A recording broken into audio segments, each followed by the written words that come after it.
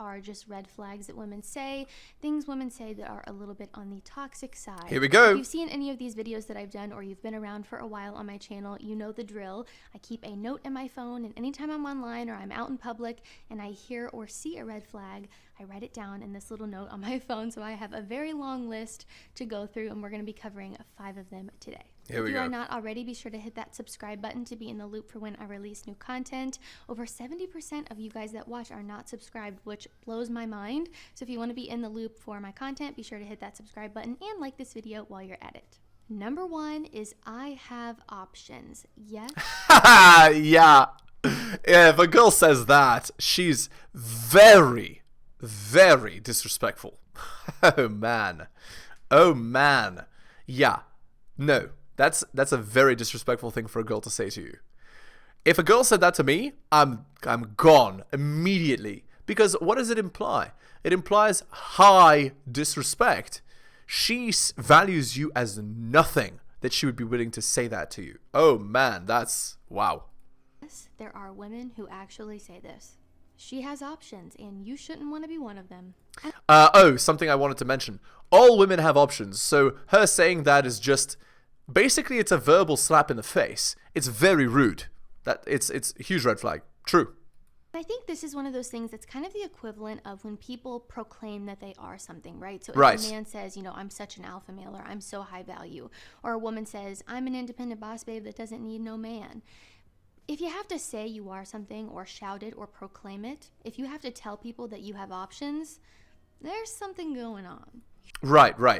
It's an expression from Game of Thrones, if you guys have seen it. The man who calls himself king is no king. Yeah, a king doesn't have to state it. He is it. You shouldn't have to say that you have options if you actually do. Exactly. And the fact that someone would feel the need to say this or tell you this just screams insecurity to me. Oh, To that's simply not speak for that's itself just and disrespect. announcing it is just a cry for attention. Right, Obviously, exactly. This is a red flag for everything I've already mentioned, but also because girls will often say this to try to make you jealous or act a certain way or do something for her because all these other men would do it for her, so why aren't you? I just think if you're at a point where someone is telling you, I have options, the situation that you're in is probably toxic and not very healthy, so it's best to just remove yourself. Right. That's absolutely true. Great advice, Courtney. This is actually good advice. Number 2 is how much money do you make? Oh, God. I think if she's specifically asking you how much money do you make, instead of other questions about your career or what you do for a living or what you're passionate about, that's when it's kind of a red flag. Oh, yeah. I ain't saying she a gold digger. Hello and welcome to the Helios blog. My name is Helios, here for another reaction video. If you're new to the channel, liking the content, hit that sub, hit all for notifications. If you'd like to support me, I do have a Patreon exclusive content. Patreon.com/theheliosblog. Just go there and subscribe to the Nebula tier. Again, it's patreon.com/theheliosblog. Or you could drop me a donation like Tom M here. Shout outs to him. Anyway, yeah, no. If the girl asks how much money you make, like, very, very bad sign. Run as fast as you can. Can't catch you. You're the gingerbread man. Just stay away from that garbage, guys. Oh, man. Wow. Especially in the very beginning stages Exactly. of talking to someone or getting to know Yeah. someone. So say you're on a first date and she asks you on the first date how much money you make. Right. And often the correlates for this are she's 28 plus, she has a kid, you know, like, yeah. Just the girl is trying to use you to save herself from bad decisions. She's in student loan debt. You know, it's going to be something like that. It's going to be something very bad. Like, just avoid. Just avoid. That's making me feel a little uneasy. And it's very normal to Right. be curious. I think, you know, if she's maybe in your industry or she's looking for a job and maybe you're talking about your career, it can kind of get naturally brought up. I know that there are a lot of people who are very open about their salary and transparent about this. I've been seeing this a lot more online lately as well. Yeah, guys, don't do that. Don't reveal your salary. Don't mention that. It's just not, again, that's private. Don't share that. But I think you can tell when it's coming from a place of genuine curiosity or, you know, discussing careers and passions and things like that versus I only will date you if you're making X amount of money, or right. I'm a gold digger type of vibe. So again, the intention here is not always necessarily malicious, but I do think asking this on a first date is just rather distasteful. Not only is it distasteful, it's disgusting. Guys, if she asked that question, that is not the kind of girl you want to be dating. You want a modest girl, not a gold digger. And the reason is because these girls are never satisfied. What you have, it doesn't matter how much you have, it will never be enough. So don't even go there. And that one leads me into my next one here, and this is something that I've covered recently in a reaction video that I did, and that is I don't accept coffee dates. Of course. Huge, gigantic red flag. And the other one is I don't accept walking dates as well. Again, if the girl is truly interested in you and desires you and wants to be with you, doesn't matter what kind of date you propose, she's going to want to go on any date at all, any interaction. It doesn't matter. Anything she can to get closer to you, she's going to want to do. So if she says she doesn't accept coffee dates, it's very, very, very, very bad. That is accurate. And I think saying coffee date could be interchangeable with a lot of other things that are maybe a little bit more casual or affordable. If she doesn't accept a walk as a date, if she doesn't accept a picnic, if she doesn't accept walking through a museum that might be free or something. Right, if she doesn't accept a free date. If she expects you to spend money on you, like $200 dinners or whatever from the first date, that means the same as the previous one. It means she wants you to be the provider that saves her from bad decisions, right?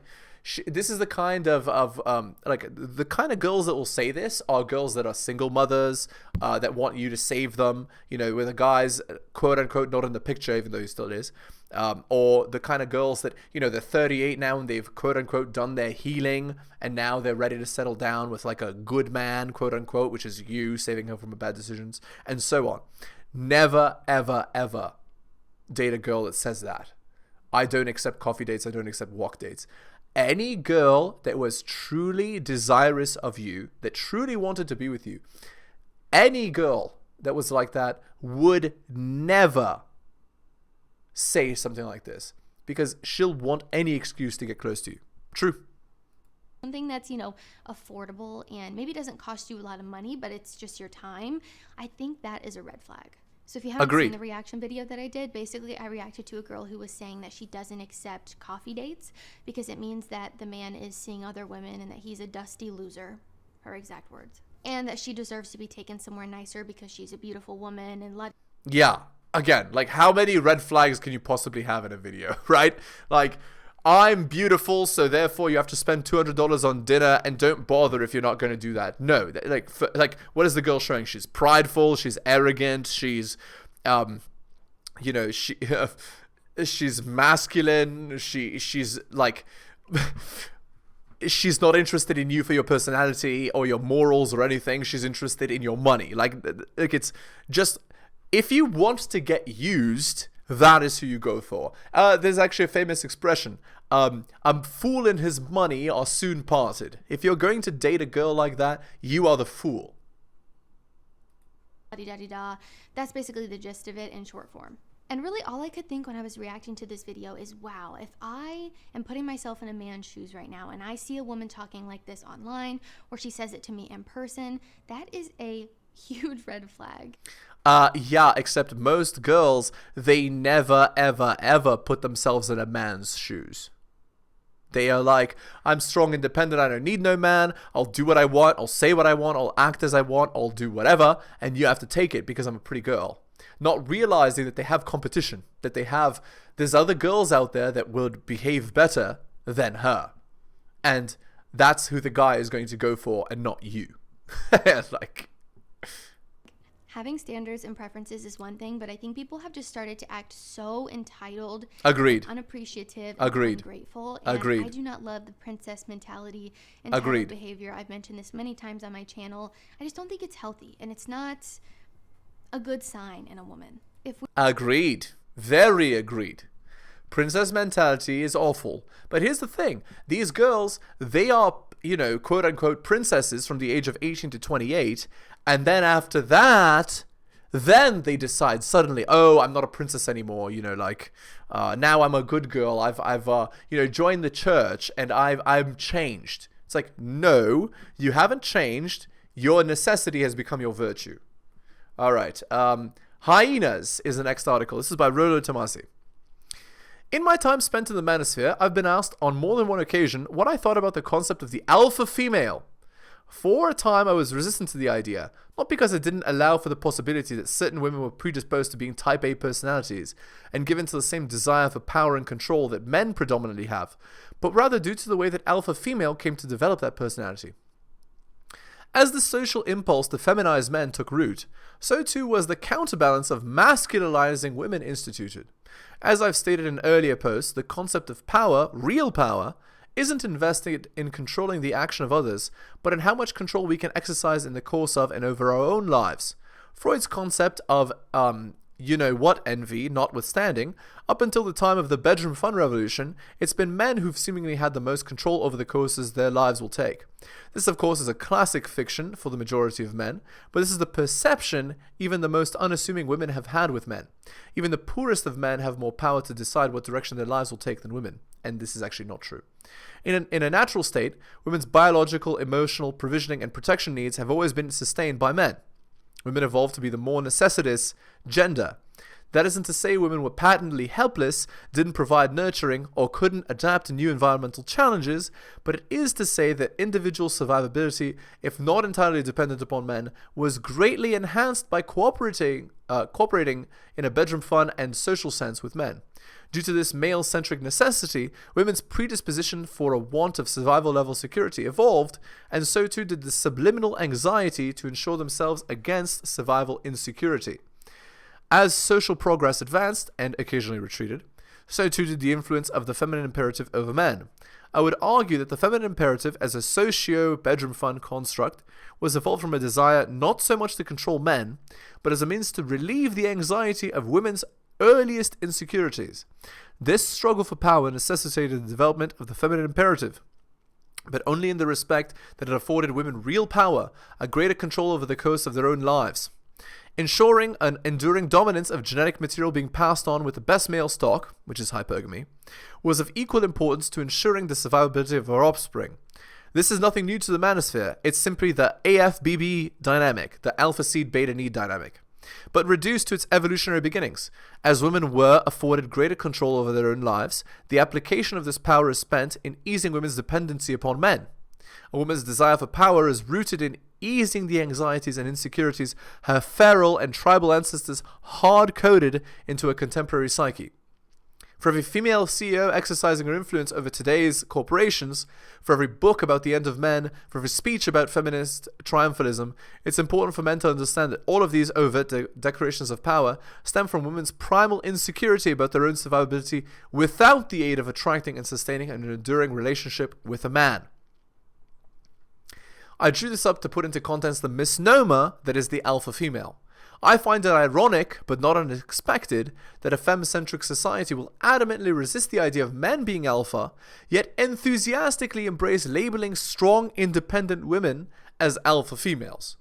Womanists and mangina intellectuals alike will spend endless hours elaborating over how human males can't possibly be compared with alpha lions or wolves in the wilderness, and that it's basement-dwelling keyboard theorists who promote the idea, yet will giddily endorse the Sheryl Sandberg type women as being alpha females.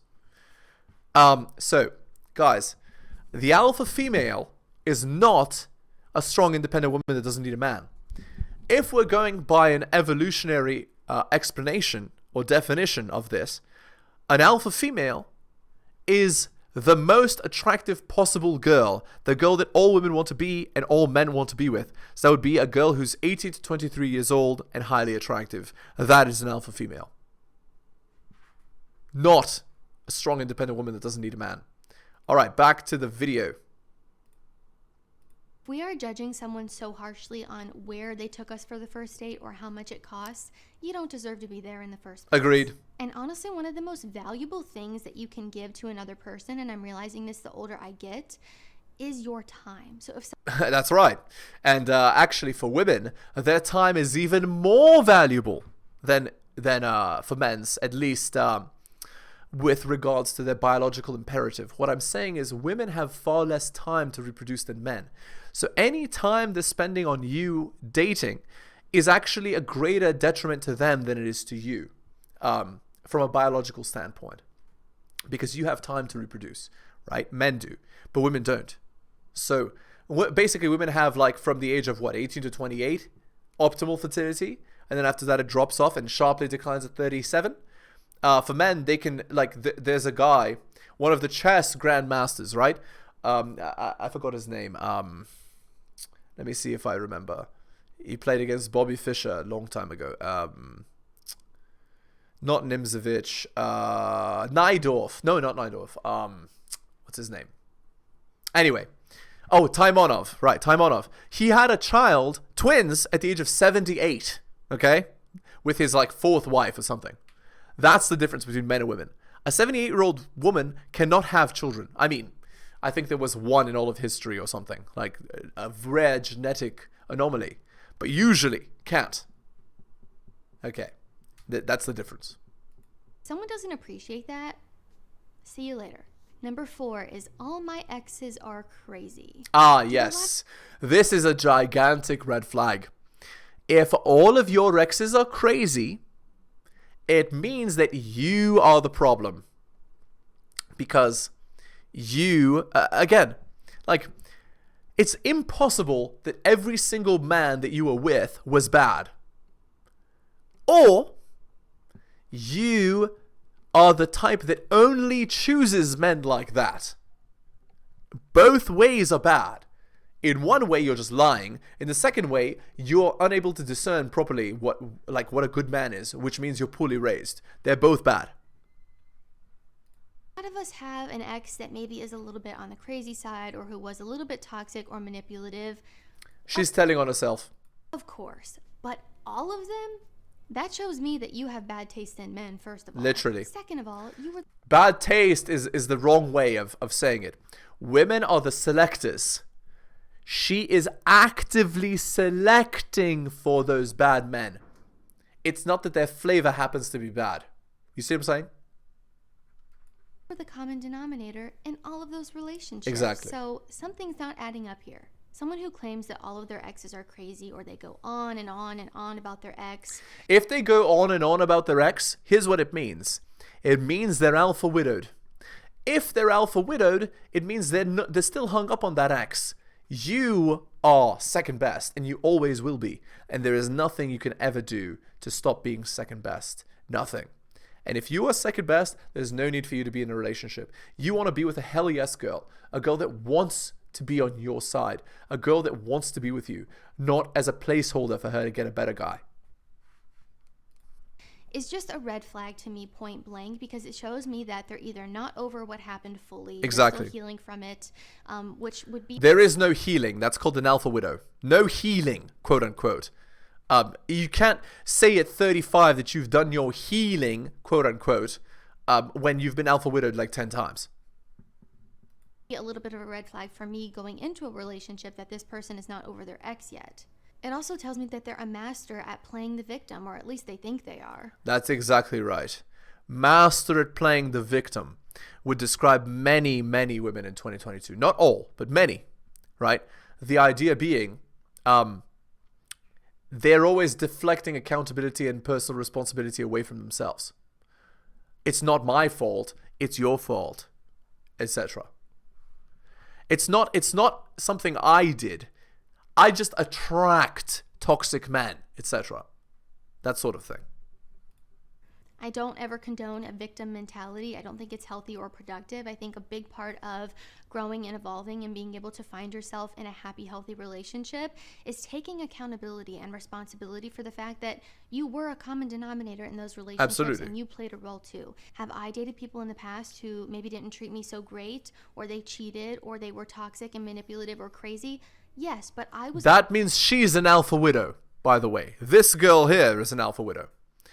No. What you do as a girl is you get married at the age of 18 to 23. You don't make all these bad decisions. You don't choose the toxic men actively. You need to be very discerning and intelligent about who you're selecting. Don't just select a guy who's overtly superior, right? And then try to latch onto that guy. If he's the kind of guy that you think won't commit because he has so many options, don't choose him. Go with a good man. Was also a Of part course, that asks women to go against their own nature, but I digress. of those relationships, and I was not perfect either. And I think, again, growing and evolving is being able to look at yourself in those relationships and see where you maybe weren't the best either. And it's very normal for your past relationships to get brought up when you're first talking to someone or getting to know someone, because our past does often say a lot about where we're at now. And again, constantly talking about her past is also a red flag. If she won't stop mentioning that ex or that guy or, this, that, the other that her ex did, she's not over her ex, which means she's an alpha widow, which means you shouldn't be in a relationship with her. So that's not necessarily the problem here, because I think that's a normal thing to get brought up, but more so how they talk about it and how much they talk about it. If it's never their fault and they're never taking accountability and playing the victim, as I mentioned, abort mission. And my last one today is I'm the prize. And I think... Yup. That's also a red flag. Okay. When a girl says that she's the prize... Okay. It is harder to find an eligible man than it is to find an attractive woman.